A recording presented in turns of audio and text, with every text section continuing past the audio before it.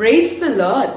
பிரியமானவர்களே, கிளி நிறைய பேசும். வீட்டுல வளர்க்குறோம்ல, அதோட நாக்குல கொஞ்சம் காரத்தை, பச்சை மிளகா பழத்தை தடவி விட்டோம் அப்படின்னு சொன்னா அது பேசும் அப்படின்னு சொல்லுவாங்க.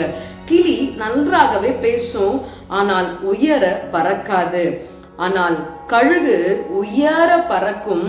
தன்னுடைய வேட்டையாடுகின்ற இரையின் மேல கண்ணோக்கமாயிருந்து சரியான நேரத்துல அந்த இரையை பற்றி பிடிக்கும். அமைதலோடு கூட இருந்து தன்னுடைய காரியத்தை அது சாதிக்கின்ற ஒரு பறவையா இருக்கிறது. பிரியமானவர்களே, நாமும் கூட மனுஷனிடத்துல அதிகமாய் பேசுகின்ற பொழுது நம்முடைய மதிப்பை இழந்து விடுகிறோம். மாத்திரமல்ல, நம்முடைய கான்சென்ட்ரேஷன் வேற காரியங்கள செல்வது கிடையாது. ஆனால் நாம் அமைதலோடு கூட இருக்கும் பொழுது நம்முடைய நோக்கம் எல்லாம் ஒருமனதாய் இருந்து நாம் எந்த காரியத்தை செய்ய நினைக்கின்றோமோ அதை குறித்து யோசித்து கர்த்தரிடத்துல காத்திருந்து தன்னுடைய இரையை பற்றி பிடிக்கிற கழுகைகளை போல நாம உயர எழும்பி பறக்க முடியும். பிரியமானவர்களே, இந்த நாளிலேயும் ஏசாயா 40ஆம் அதிகாரம் 31ஆம் வசனத்திலே கர்த்தருக்கு காத்திருக்கிறவர்களோ கழுகுகளை போல செட்டைகளை அடித்து எழும்புவார்கள். அவர்கள் ஓடினாலும் இளைப்படையார்கள், நடந்தாலும் சோர்ந்து போகார்கள் என்று சொல்லி வாசிக்கிறோம். இந்த நாளிலேயும் கிளியை போல அல்ல, கழுகை போல கூர்மையானவர்களாக நம்முடைய நோக்கம் என்னவோ, செயல்பாடு என்னவோ, திட்டம் என்னவோ அதை நோக்கி கர்த்தரோடு கூட சேர்ந்து திட்டமிட்டு பயணிப்போம்.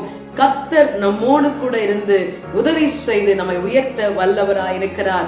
இந்த நாளிலேயும் நம்மை உயர்த்துகிறவரை ஆராதிக்க விட்டுக் கொடுப்போமா? Praise the Lord.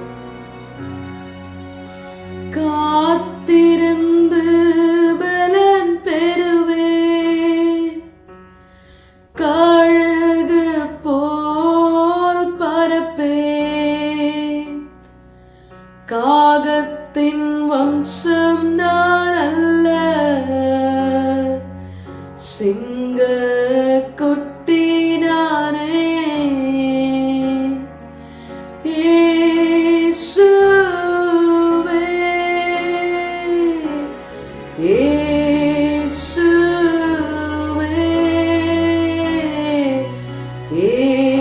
இயேசுவே,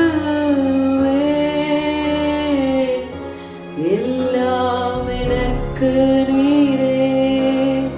ஆம் ஆண்டவரே, கழுகுகளை போல வினா உள்ளவர்களாக நாங்கள் இருந்து ஆண்டவரே எங்களுடைய நோக்கத்தில, திட்டத்தில, தீர்மானத்தில உமக்கு காத்திருந்து உடைய கரத்திலிருந்து ஆசீர்வாதத்தை பெற்றுக்கொள்ள எங்களுக்கு கிருபை தாரும், நடத்தும், ஆசீர்வதியும்.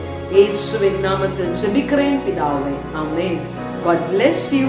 Have a blessed day.